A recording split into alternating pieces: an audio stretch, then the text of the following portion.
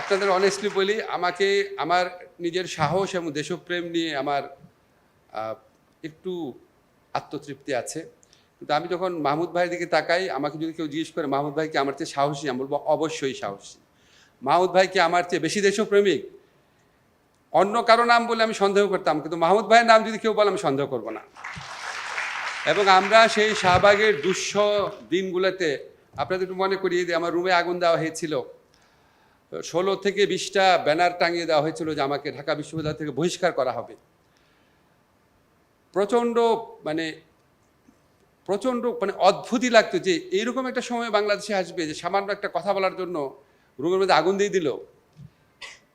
তো তখন একটু নিজেও একটুখানি অবদমিত হয়ে গিয়েছিলাম, ভাবতাম যে আর কত রিস্ক নেব, একটু বুঝে চলা শুরু করেছিলাম। সেরকম সময় একদিন দেখলাম প্রথম আমার দেশে 8 কলাম হেডিং ছিল, একটা 8 কলাম বড় বড় আপনার অক্ষরে, শাহবাগে ফ্যাসিবাদের প্রতিধ্বনি।